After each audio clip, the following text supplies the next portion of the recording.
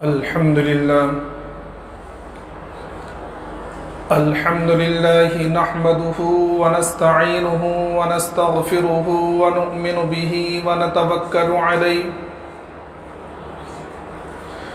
ونعوذ بالله من شرور أنفسنا ومن سيئات أعمالنا من يهد الله فلا مضل له ومن يضلله فلا هادي له ونشهد أن لا إله إلا الله وحده لا شريك له ولا نظير له ولا معين له ولا مشير له ولا مثال له ولا مثل له ونشهد أن سيدنا وسندنا وشفيعنا وحبيبنا ومولانا محمدا عبده ورسوله أما بعد فقد قال الله تبارك وتعالى في القرآن المجيد والفرقان الحميد فأعوذ بالله من الشيطان الرجيم بسم الله الرحمن الرحيم الرجال قوامون على النساء بما فضل الله بعضهم على بعض وبما أنفقوا من أموالهم فالصالحات قانتات حافظات للغيب بما حفظ الله صدق الله العظيم۔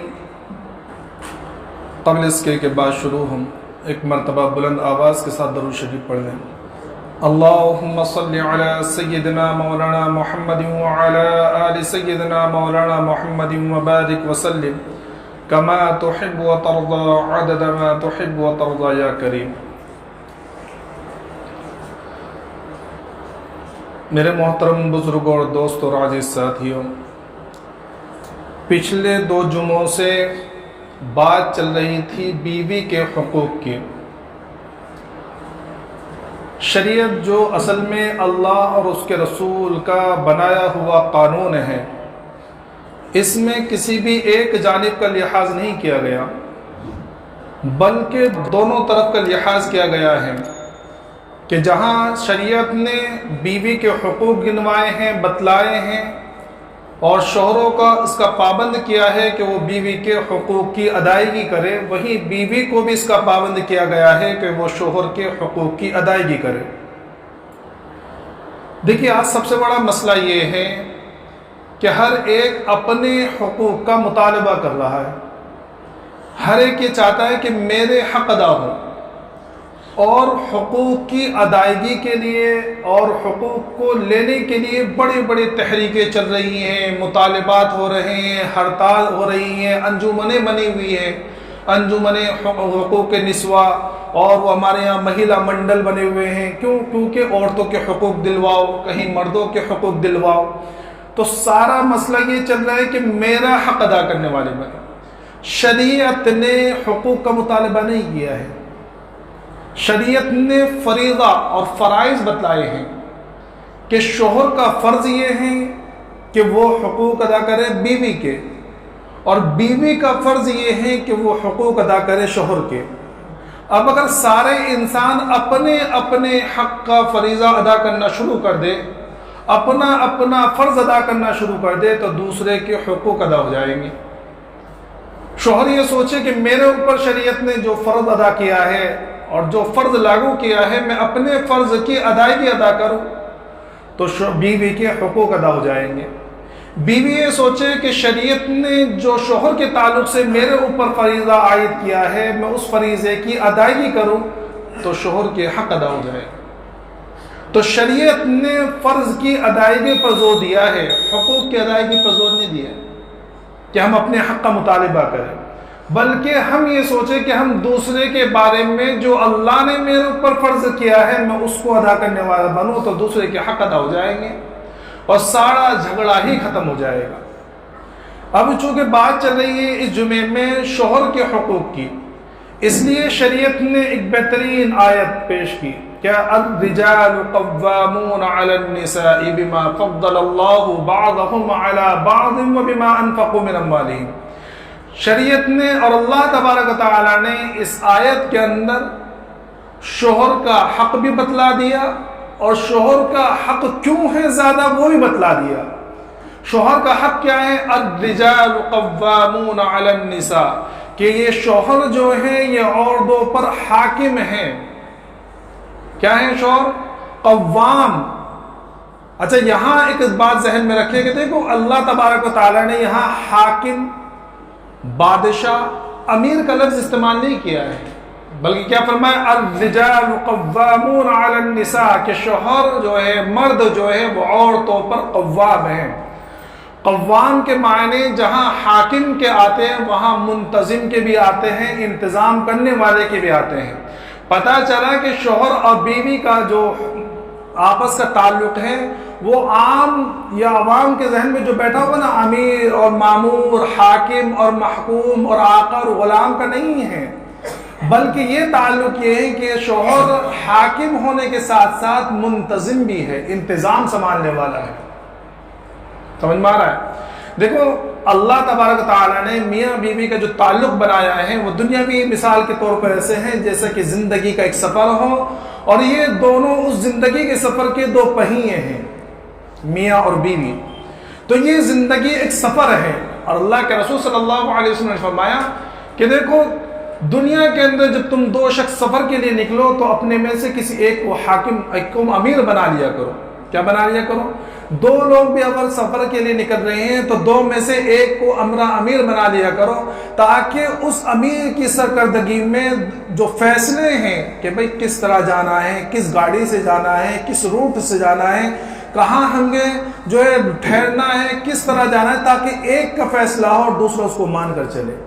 تو جب شریعت نے اور اللہ کے رسول صلی اللہ علیہ وسلم نے زندگی، دنیاوی زندگی کے تھوڑے سے سفر کے لیے فرمایا ہے کہ تم اپنے میں سے ایک کو حاکم اور امیر بنا لو، تو یہ جو میاں بیوی کا تعلق ہے، جو اتنا لمبا زندگی کا سفر ہے، وہاں کسی امیر کے بغیر کیسے کام چلے گا؟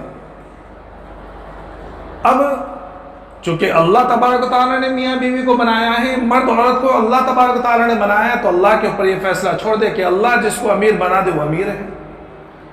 اب اللہ تبارک و تعالیٰ دیکھو امیر بنانے کے لیے دو طریقے کی چیز ہے، یا تو بیوی امیر بنے گی یا شوہر امیر بنے گا، تیسرا کوئی اس کے اندر کوئی طریقہ یا کوئی راستہ ہے ہی نہیں۔ اگر تیسرا راستہ ڈھونڈنے جاؤ گے نا تو سب سے شروع ہونے سے پہلے زندگی خراب ہو جائے گی۔ اس لیے میاں بیوی کا یہ جو ازدواجی زندگی ہے اس کے اندر صرف دو ہی راستے، یا تو بیوی حاکم بنے، امیر بنے، یا شوہر امیر و حاکم بنے۔ اب فیصلہ جب اللہ تبارک و تعالیٰ کے اوپر چھوڑ دیا کہ اللہ تو بنانے والا ہے، تو فیصلہ کر، تو اب اللہ نے فیصلہ کر دیا الرجال قوامون علی النساء، کہ مرد جو ہے وہ حاکم ہے، بیوی محکوم ہے۔ اب عورتوں کے لیے ضروری یہ ہے کہ وہ اللہ کے فیصلے پر راضی ہو جائے۔ اگر عورت اللہ کے فیصلے پر راضی ہو گئی تو ازدواجی زندگی بہترین طریقے سے گزرے گی، جنت کا جو ہے ہمیں مزہ آئے گا، وہ سکون والی زندگی گزرے گی، وہ امن والی زندگی گزرے گی۔ اور اگر عورت یہ چاہے کہ میں قوام بنوں، میں حاکم بنوں اور اللہ کے فیصلے کے خلاف جائے، تو یقین جانیے ازدواجی زندگی جہنم بن جائے گی، اور بن رہی ہے۔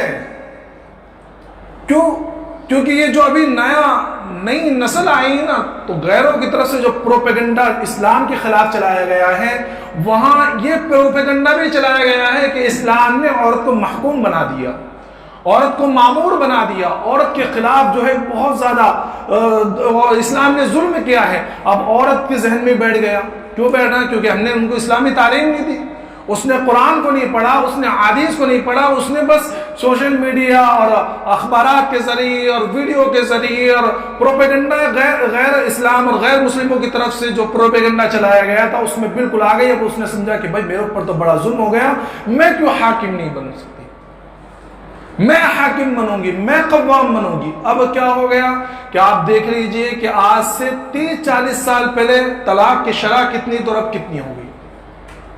کیوں؟ کیونکہ عورت اسلام کے خلاف گئی، عورت اللہ کے فیصلے کے خلاف گئی، عورت فطرت کے خلاف گئی ہے۔ کیونکہ اللہ تبارک و تعالیٰ نے فطرتاً مردوں کے اندر وہ صلاحیت رکھی ہے، عقلی طور پر بھی، جسمانی طور پر بھی وہ صلاحیت رکھے کہ وہ قوام بنے۔ اس بات کا عورت کو اقرار کر لینا چاہیے وہ یہ سوچتی کہ نہیں، میں قوام بنوں گی، میں حاکم بنوں گی، میں امیر بنوں گی۔ جہاں اس نے اللہ اس کے رسول کے فیصلے کے خلاف گئی، زندگی جہنم بن گئی اور بنی۔ آپ ان گھروں کے حالات کو دیکھ لیجئے جس گھروں کے اندر عورت فیصلے کرتی ہے یا عورت قوام بننا چاہتی ہے، اس گھر کی زندگی کو آپ اٹھا کے بظاہر لگے گا دور سے ہمیں کہ بڑی اچھی زندگی ہے، لیکن اندر کے حالات اگر آپ کو معلوم پڑیں گے تو پتہ چلے گا کہ جہنم بن چکی ہے زندگی۔ اور اس کا اثر صرف میاں بیوی کے تعلقات پر نہیں پڑا، اس کا اثر بچوں کی تربیت پر پڑا ہے۔ اس گھر کے بچے کبھی آپ کو صحیح صلاحیتوں والے نہیں ملیں گے، ان کی نشو و نما صحیح طریقے سے نہیں ہوگی، ان کی تربیت صحیح طریقے پر نہیں ہوگی۔ کیوں؟ کیونکہ وہ اسلام کے، اللہ کے اور اللہ کے رسول کے خلاف گئے ہیں۔ یہ تو بیوی شوہر کا حق تھا، اب یہ حق کیوں ہے؟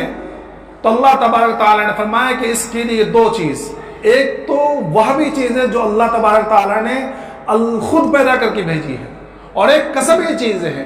کیا فرمایا؟ الرجال قوامون علی النساء بما فضل اللہ بعضهم علی بعض، کہ ایک چیز کیا ہے؟ وہ بھی کہ اللہ نے بتایا کیا کہ بھئی اللہ کی مرضی، اللہ جس کو چاہے فضیلت دے دے۔ کیوں مرد قوام ہے؟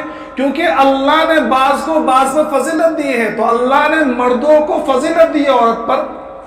تو جب یہ اللہ کا فیصلہ ہے، اللہ نے وہاں سے فیصلہ کر کے بھیج دیا کہ مرد قوام ہے، تو عورتوں کو چاہیے کہ وہ مردوں کو قوام بنائے۔ سمجھ میں آیا؟ تو یہ وہ بھی چیز ہے، یہ اللہ نے فضیلت بخشی ہے۔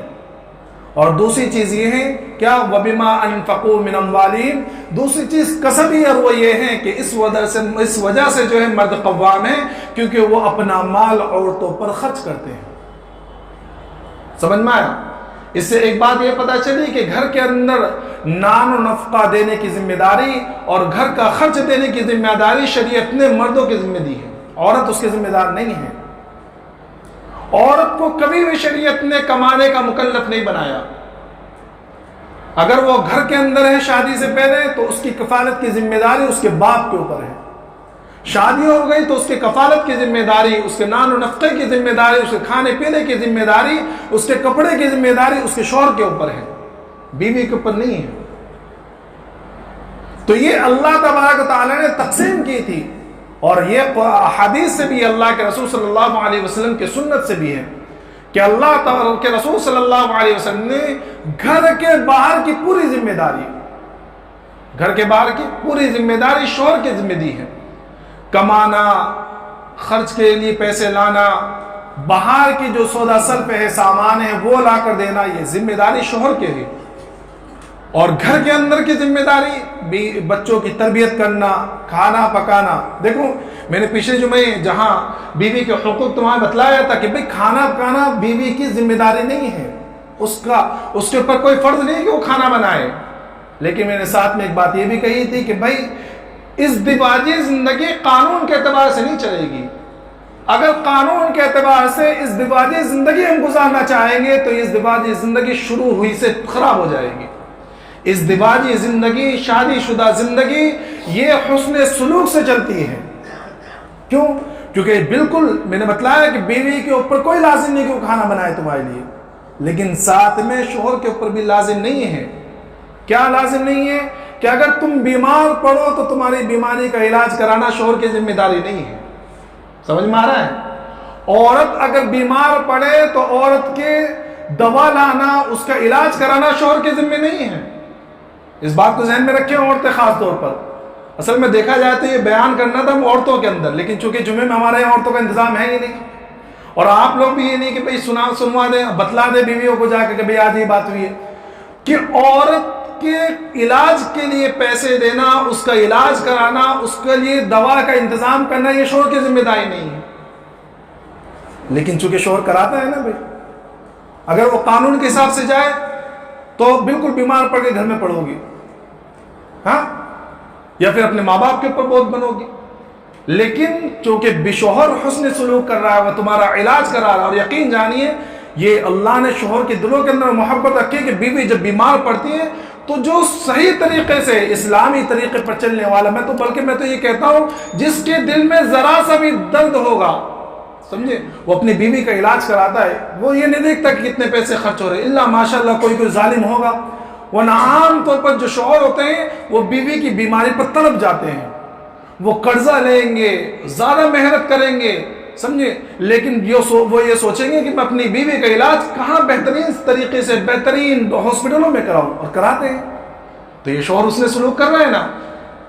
اسی طرح شوہر کے ذمہ یہ نہیں ہے کہ وہ شوہر جو ہے تمہیں جو ہے اپنے رشتہ داروں سے ملنے کے لیے لے کے جائے، سمجھ میں، شوہر کے پر لازم نہیں ہے وہ تمہارے رشتہ داروں سے ملنے کے لیے، بلکہ تمہارے ماں باپ سے ملانے کی ذمہ داری بھی شوہر پر نہیں ہے۔ بس اگر اتنا حق ہے، اتنا فرض ہے کہ تمہارے ماں باپ یعنی بیوی کے ماں باپ دن میں کسی وقت آئے، اپنی بچی سے ملنے اور چلے جائے، رہنا چاہیں تو بھی بغیر شوہر کی اجازت کے رہ نہیں سکتے۔ لیکن پھر بھی شوہر کے جب ساس سسر آتے ہیں نا، بیوی کے ماں باپ جب آتے ہیں تو شوہر بھائی ان کا انتظام کرتا ہے، وہ انہیں اپنے ماں باپ سمجھتا ہے، ان کے لیے بہترین کھانے کا انتظام کرتا ہے۔ تو ایک شوہر کیا کر رہا ہے؟ یہ حسن سلوک کر رہا ہے۔ تو اب جب شوہر حسن سلوک کا معاملہ کر رہا ہے، وہ قانون سے بڑھ کر، حق سے بڑھ کر اوپر اٹھ کے کام کر رہا ہے، تو اب بیوی کی ذمہ داری بھی یہ ہے کہ وہ حسن سلوک کا معاملہ کرے، اب شوہر کے لیے بھی کھانا بنائے، گھر والوں کے لیے بھی کھانا بنا لے، اس کو اپنی ذمہ داری سمجھے۔ اور اس کے لیے ہمارے سامنے بہترین نمونہ ہے سیدہ فاطمہ رضی اللہ تعالی عنہا کا۔ آپ کوئی معمولی عورت نہیں ہے، سیدۃ النساء اہل جنہ، جنت کی عورتوں کی سردار ہیں، اور آقا مدنی محمد مصطفیٰ صلی اللہ علیہ وسلم کی بیٹی ہیں، پیاری بیٹی، جن کے بارے میں اللہ کے رسول صلی اللہ علیہ وسلم فرمایا کہ فاطمہ تو میرے جگر کا ٹکڑا ہے، اور جنت کے نوجوانوں کے سردار کی ماں ہیں، چوتھے خلیفہ کی بیوی ہیں۔ سوچو کیا کیا نہیں ہو سکتا تھا آپ کے لیے، لیکن لکھا ہے تاریخ کے اندر کہ آپ نے گھر کے اندر بٹوارا کر رکھا تھا کہ باہر کے کام سیدنا حضرت علی رضی اللہ تعالیٰ عنہ کیا کرتے تھے، اور اندر کے کام جو تھے وہ حضرت فاطمہ رضی اللہ تعالیٰ عنہ کیا کرتی تھی۔ اور وہ آج کی طرح کے کام نہیں تھے، آج تو اتنے آسان کام ہو گئے ہیں، پھر بھی عورتیں کہنے سے رہتے اتنا کام کرتی ہوں میں، اتنا کام کرتے کرتے تھک جاتی ہوں، یہ کام وہ کام۔ بھائی شوہر کے لیے کہ ان کے کاموں کی تعریف کرے، لیکن بیویوں کے لیے بہتر ہے کہ ہمیشہ جتلاتی رہی ہوں۔ آج کے کام تو اتنے آسان ہو گئے، کچھ پیسنا پسانا ہو، مکسر ہے، بٹن دباؤ، ساری چیزیں پیس کر تیار، آٹا جو ہے پکا بالکل تیار ملتا ہے، ہمیں پسایا ملتا ہے، بلکہ بعض عورتیں تو گیہوں بھی صاف کرنے کے لیے تیار نہیں، بالکل ریڈی میڈ آٹا منگایا کرتی ہیں۔ اس زمانے کے اندر یہ ساری چیزیں نہیں تھی۔ سیدہ فاطمہ رضی اللہ تعالیٰ عنہا کو اپنے ہاتھ سے چکی چلانی پڑتی تھی، وہ بھی الیکٹرانک چکی نہیں کہ بٹن دبا دیا، بلکہ ہاتھ سے پیسنا پڑتا تھا آٹا۔ پیستے یوں لکھا ہے مورخین نے کہ ہاتھوں میں گٹے پڑ گئے تھے فاطمہ رضی اللہ تعالیٰ عنہا کے۔ پانی گھروں کے اندر نہیں آیا کرتا تھا، وہ نل کہ بس نل کھول دیا تاکہ لگی ہوئی ہے، نہیں، بلکہ کنویں سے بھر کر لانا پڑتا تھا، مشکی سے ملایا کرتی تھی، کندھے چھل گئے تھے فاطمہ رضی اللہ تعالیٰ عنہا کے، سمجھے۔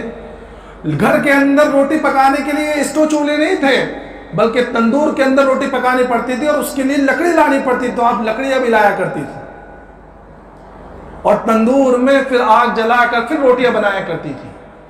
اس طرح کام کیا کرتے تھے فاطمہ رضی اللہ تعالیٰ عنہ، کبھی ایک شکوہ نہیں کیا اور کبھی ایک شکایت نہیں کی کہ مجھے اتنا کام کرنا پڑتا ہے، میں اب کام نہیں کروں گی، ایک نوکرانی رکھ لو، بلکہ جب حالات جب درست ہو گئے اور خیبر فتح ہوا تو بہت سارے غلام اور باندیاں مدینے کے اندر آئیں، تو کسی نے حضرت فاطمہ رضی اللہ تعالیٰ عنہ کو مشورہ دیا کہ تمہارے ہاتھ چھل گئے ہیں، چکی چلاتے چلاتے ہاتھوں میں گٹے پڑ گئے ہیں، کندھے چل گئے ہیں پانی لاتے لاتے، اب تو بہت سارے غلام آئے، ایک غلام یا کنیز جو ہے، باندی جو ہے، اپنے ابا جی سے مانگ لو، تمہارے کام کے اندر مدد کر دیا کریں گے۔ تو بعض روایت میں آتا ہے کہ آپ خود گئی حضرت فاطمہ رضی اللہ تعالیٰ اللہ کے رسول صلی اللہ علیہ وسلم کے پاس، لیکن وہاں دیکھا کہ بڑا مجمع لگا ہوا ہے، تو شرم کے مارے جو ہے واپس آئی، اور حضرت عائشہ رضی اللہ تعالیٰ کے پاس جا کر آپ نے عرض کیا کہ ایسا ایسا معاملہ ہے۔ تو بعد میں جو ہے اللہ کے رسول صلی اللہ علیہ وسلم چونکہ دیکھ چکے تھے، اور جب گھر میں آئے تو حضرت عائشہ رضی اللہ تعالیٰ نے بھی فرمایا کہ حضرت فاطمہ آئی تھی اور یہ کہا ہے کہ بہت زیادہ پریشان ہیں، ایک باندی کی گزارش کی ہے آپ سے، تو اگر اللہ کے رسول صلی اللہ علیہ وسلم چاہتے تو مدینہ کے دوسرے لوگوں کو باندیاں دی جا رہی تھی، دوسرے کے مدینہ کے بہت سارے گھروں کے اندر غلام دیے جا رہے تھے، ایک باندی آپ کو بھی دے دیتے، لیکن چونکہ نمونہ پیش کرنا تھا قیامت تک آنے والے عورتوں کے لیے اور قیامت تک آنے والے سسر کے لیے، تو آپ حضرت فاطمہ رضی اللہ تعالیٰ عنہ کے گھر پر آئے اور پوچھا کہ فاطمہ کیا بات تھی؟ تو فرمایا یا رسول اللہ ایسے ایسے حالات ہیں، تو میں نے سوچا کہ ایک باندی لے لوں۔ تو اللہ کے رسول صلی اللہ علیہ وسلم فرمایا کہ بیٹے میں چاہتا تو باندی تو تمہیں بھی دے سکتا، لیکن ابھی تک مدینہ کے ہر گھر کے اندر باندیاں نہیں پہنچی ہیں، مدینہ کے ہر گھر کے اندر ابھی غلام نہیں پہنچے ہیں، میں نہیں چاہتا کہ ان سارے گھروں سے پہلے تمہارے گھر میں باندیا غلام پہنچ جائے۔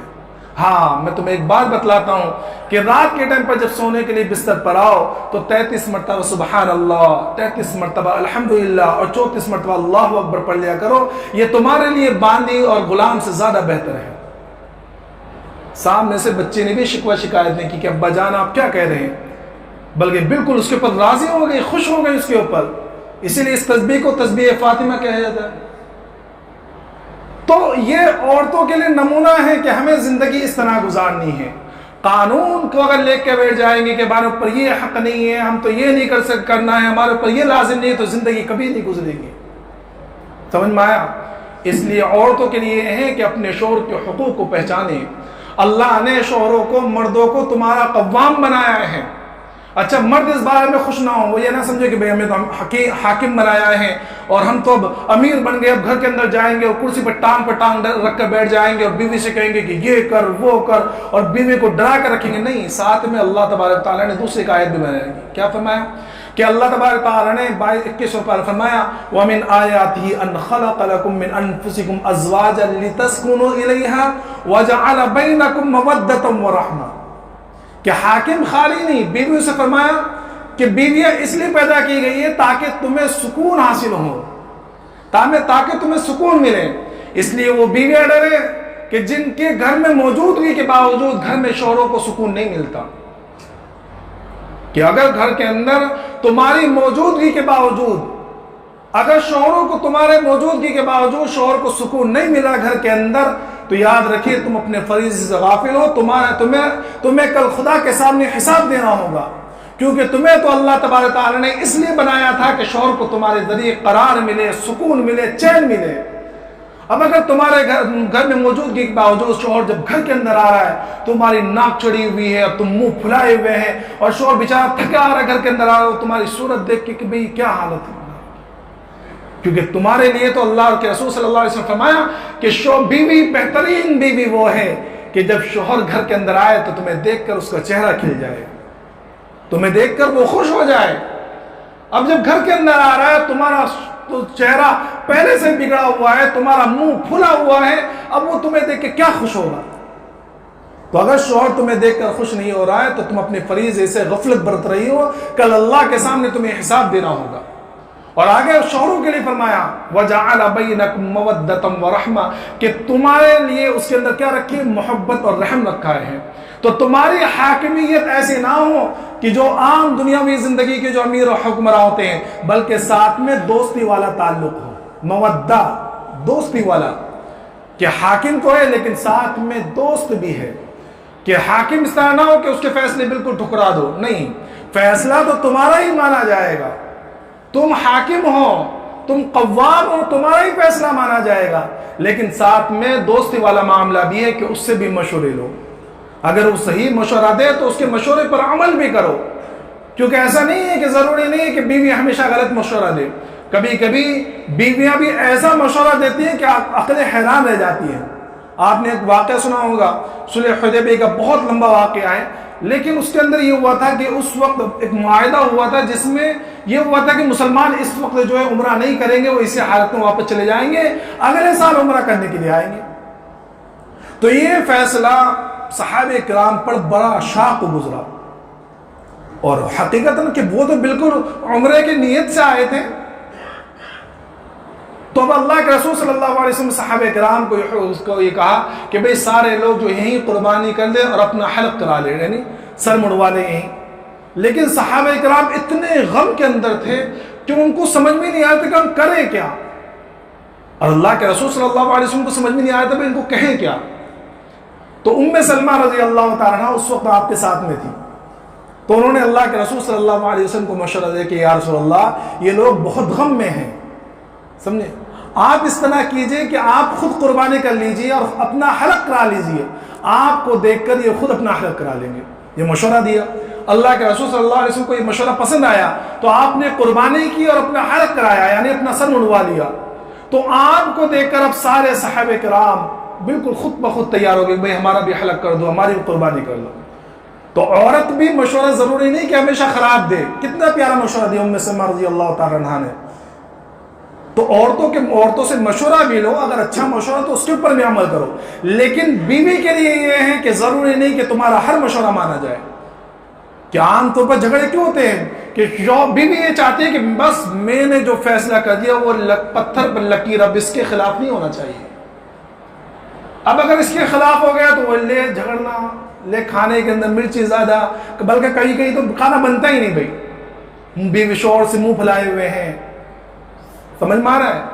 تو بیوی کا کام یہ ہے کہ اللہ نے ان کو کیا بنایا ہے, شوہروں کو قوام بنایا ہے, سمجھے, زیادہ پریشان نہ کریں. ایک حدیث پاک کے اندر آتا ہے اللہ کے رسول صلی اللہ علیہ وسلم فرمایا کہ جو عورتیں فسادی ہوتی ہیں نا, شوہروں کو پریشان کر کے رکھتی ہیں, وہ سوچتی ہیں اچھا ان کو ٹیوشن بھی میکے سے زیادہ ملتے ہیں عام طور پر.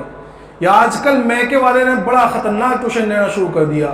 پہلے تو شروع ہی سے شادی سے پہلے کہ ڈرنا نہیں, ہم تیرے بھائی ہیں, ہم تیرے باپ ہیں, اور ہم نے اتنے سارے ہیں, ہمارے پاس یہ طاقت ہے, اتنے پیسے والے ہیں, دب کر مت رہنا. سمجھ میں, یہ دب کرنے جو ٹیوشن اور کلاسز شروع ہوتی ہے نا شادی سے پہلے, یہ بڑی خطرناک ہوتی ہے. ورنہ پہلے جو ہوتی تھی, پہلے نیک ماں باپ ہوا کرتے تھے, بچے کو سمجھا کر بھیجا کرتے تھے کہ بیٹے اس طرح زندگی گزارنا, ذرا سہ کر زندگی گزار لینا, برداشت کر کے زندگی گزار لینا. کچھ عرصے وہ برداشت کرتی تھی اور بعد میں پھر شوہروں کو ان کی عزت آتی تھی. 50 60 سال زندگی گزار کے چلی جاتی تھی, کبھی جھگڑے نہیں ہوتے تھے. اور اگر جھگڑے بھی ہوتے تھے تو وہ بڑے پیارے سے, صبح میں جھگڑا ہوا, شام میں معافی تلافی, اور دوسرے دن صحیح ہو گئے. آج کل تو بیویاں بھی 6 مہینے ناراض ہوتی ہیں شوہروں سے, اور اس پہ کہتی کہ میں تو 6 مہینے اپنے شوہر سے بات نہیں کی. رہے بھائی 6 مہینے تو نے بات نہیں کی, تیرے ساتھ معاملہ کیا ہوتا ہے جانتے ہیں کہ اللہ کے رسول صلی اللہ علیہ وسلم فرمایا کہ جو بیوی اس طرح رات گزارے کہ شوہر اس سے ناراض ہو. کس طرح رات گزارے کہ شوہر اس سے ناراض ہو, اگر اس طرح رات گزار رہی ہے تو پوری رات فرشتے اس کے اوپر لعنت بھیجتے رہتے ہیں. کیا کرتے ہیں, پوری رات فرشتے اس کے اوپر لعنت بھیجتے ہیں. اور میں جو حدیث بیان کر رہا ہوں اس میں فرمایا کہ جو فسادی عورتیں ہوتی ہیں, اپنے شوہروں کو ان کی زندگی حرام کی ہوئی ہوتی ہے اور اس کے اوپر خوش ہوتی ہے, تو جنت کی جو حور ہوتی ہیں جو اللہ نے ان شوہروں کے لیے تیار کر رکھی ہیں, وہ عورتیں, وہ حوریں وہاں سے آواز لگاتی ہیں کہ اے فلاں عورت اس شوہر کو زیادہ پریشان نہ کرو. کیا کہتی ہے کہ ان شوہروں کو زیادہ پریشان نہ کرو, یہ چند دن کے لیے تمہارے مہمان ہیں, بعد میں انہیں ہمارے پاس لوٹ کر آنا ہے. کہ اللہ نے ایسے شوہروں کے لیے ایسی حوریں تیار کر رکھی ہیں کہ جن کے دلوں کے اندر ابھی سے ان شوہروں کا درد ہے, اس لیے تم زیادہ ان شوہروں کو پریشان نہ کیا کرو. ایک حدیث پاک کے اندر اللہ کے رسول صلی اللہ علیہ وسلم فرمایا کہ جو شوہر اپنی بیوی کو بلائے اپنی حاجت پوری کرنے کے لیے اور وہ عورت اس کو منع کر دے, تو فرمایا فرشتے اس کے اوپر لعنت بھیجتے رہتے ہیں. کوئی معمولی بات نہیں ہے. یہ آج اپنی زندگی خراب کر رہی ہیں اور یہ سوچ رہی ہیں کہ بھئی ہم شوہروں کو دبا کر رکھ رہی ہیں اور شوہر کے اوپر ہمارا حکم اگر چلتا ہے, پورا گھر ہمارے کنٹرول میں رہتا ہے. تم زندگی اس طرح گزار رہی ہو کہ فرشتے تمہارے پر لعنت بھیج رہے ہیں, اور کل قیامت میں کیا معاملہ ہوگا. دیکھو 2 طریقے کی حدیث ہیں. ایک میں فرمایا اللہ کے رسول صلی اللہ علیہ وسلم نے کہ عورتوں کے لیے جنت بڑی آسان ہے. کیوں آسان ہے؟ فرمایا آقا مدنی محمد عربی صلی اللہ علیہ وسلم نے کہ جو عورت دنیا سے اس طرح زندگی گزار کے جائے کہ وہ اللہ کے احکامات کو پورا کرتی ہوئی ہو اور اللہ کے رسول کے احکامات کو پورا کرتی ہوئی ہو اور شوہر اس سے راضی ہو, سیدھی جنت میں جائے گی. کہاں جائے گی؟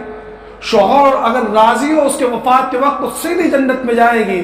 اور جہنم میں جانا بھی بڑا آسان ہے. کیا کہ جو عورت اس طرح دنیا کے اندر وفات پا جائے کہ شوہر اس سے ناراض ہو تو سیدھی جہنم میں جائے گی, سیدھی جہنم میں جائے گی اگر اس حالت میں وفات آ گئی. اور موت کا کوئی بھروسہ ہے؟ اور رضامندی بھی ایسی نہیں جو لکڑی کے زور پر ہو. کیا ہوتا ہے عام طور پر کبھی کبھی کہ سارے کام کر رہی ہے شوہر کے نافرمانی کے، شوہر کے نافرمانی کے سارے کام بھی کر رہی ہے، اور پھر کہتی ہے کہ تم مجھ سے راضی ہو یا نہیں راضی ہو۔ اب شوہر تو بیچارہ ڈر کے مارے کہ بھائی ویسے زندگی خراب ہوئی ہے، اگر میں کہہ دوں کہ بھائی میں تجھ سے راضی نہیں ہوں تو اور زندگی خراب کر دے گی، وہی بیچارہ کہہ دیتا ہے ہاں راضی ہوں میں تجھ سے۔ یہ رضامندی نہیں ہے، بلکہ دل سے راضی ہو شوہر، تیرے کام سے، تیری اطاعت سے، تیری فرمانبرداری سے وہ اس طرح راضی ہو کہ کم از کم کسی نماز میں تیرے لیے دعا کر لے کہ اللہ میں اس سے راضی ہوں، تو بھی اس سے راضی ہو جائے، تو فرمایا ایسی عورت سیدھی جنت میں جائے گی۔ تو شوہروں کی رضامندی والے کام کریں۔ ہاں اگر شوہر جو ہے اللہ کی نافرمانی اور اللہ کے رسول کی نافرمانی کا حکم دے تو اس میں تمہاری رضامندی ضروری، اس میں شوہر کی رضامندی کی ضروری نہیں ہے۔ لیکن میں نے کہا کہ ہماری وہاں تو الٹی گنگا بہنی شروع ہو گئی۔ اگر شوہر کہے کہ بھئی چل 2 ٹکٹ لایا فلم دیکھنے چلتے ہیں تو بیوی بالکل تیار کہ بھئی شوہر کی اطاعت کرنی چاہیے، بھئی اس میں بالکل فوراً چل دے گی۔ اور اگر شوہر کہے کہ بھئی چل نماز پڑھنا، ہاں پردہ کر، پردہ کرنے کا اللہ نے حکم دیا ہے تو اس میں شوہر کی نافرمانی۔ تو میرے محترم بزرگ دوستو، یہ بیوی کے حقوق بھی ہے، شوہر کے حقوق بھی ہے۔ اللہ تبارک تعالیٰ نے دونوں جانب کی رعایت کی ہے۔ شوہروں کو بھی حکم دیا ہے کہ تم بیویوں کے ساتھ صحیح طریقے سے معاملہ کرو، ان کے ساتھ صحیح طریقے سے زندگی گزارو، ان کے حقوق کی ادائیگی کرو۔ شریعت نے جو فریضہ تمہارے اوپر عائد کیا اس فریضے کی ادائیگی کرو تو بیوی کے حقوق ادا ہو جائیں گے۔ اور بیوی کے لیے کہا کہ بھئی یہ شوہر قوام ہے، تمہارے حاکم ہیں، اللہ نے انہیں تمہارا منتظم بنایا ہے، تمہارا نگراں بنایا ہے، اللہ نے تمہارے پر ان کو فضیلت دی ہے، تم ان کے حقوق کی ادائیگی کرو۔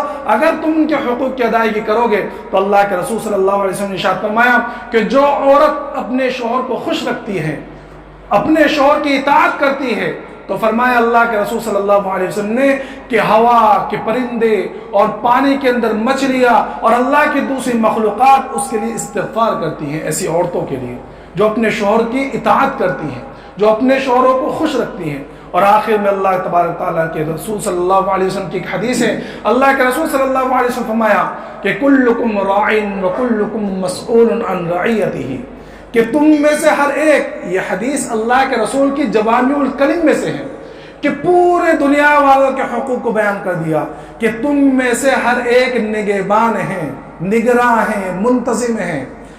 شوہر اپنے آدمی جو ہے، آدمی اپنے گھر کا نگراں ہے، اس سے اس کے بارے میں سوال ہوگا کہ تم نے اپنے گھر کے اندر جو بھی تمہارے ماتحت ہے تم نے ان کے حقوق کی ادائیگی کی تھی یا نہیں کی تھی، دنیاوی اعتبار سے بھی، دینی اعتبار سے بھی۔ اور آگے اللہ کے رسول صلی اللہ علیہ وسلم فرمایا وَالْمَرْأَةُ رَاعِيَةٌ، کہ عورت جو ہے نگہبان ہے، نگراں ہے، کائیں کی؟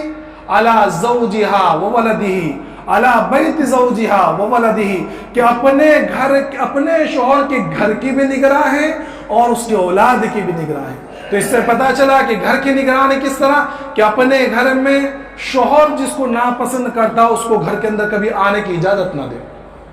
سمجھ میں آ رہا ہے کہ شوہر جس کا گھر میں آنا ناپسند کرتا ہو اس کا گھر میں لانا یا اس کو گھر میں آنے کی اجازت دینا یہ بالکل بیوی کے لیے جائز نہیں، حرام ہے۔ اور دوسری چیز کہ شوہر کے جو اولاد ہے، جو تیری بھی اولاد ہے، اس اولاد کی تربیت دنیاوی اعتبار سے بھی، آخرت کے اعتبار سے بھی یہ بیوی کے ذمے ہے۔ اس لیے کل قیامت میں اگر بچوں کے تربیت کے تعلق سے کوئی فیصلہ ہوگا یا معاملہ ہوگا یا پکڑ ہوگی تو شوہر سے زیادہ اور باپ سے زیادہ پہلے بیوی کا اور ماں کی پکڑ ہوگی کہ تو نے اپنے بچے کی تربیت کی تھی کہ نہیں۔ کیوں؟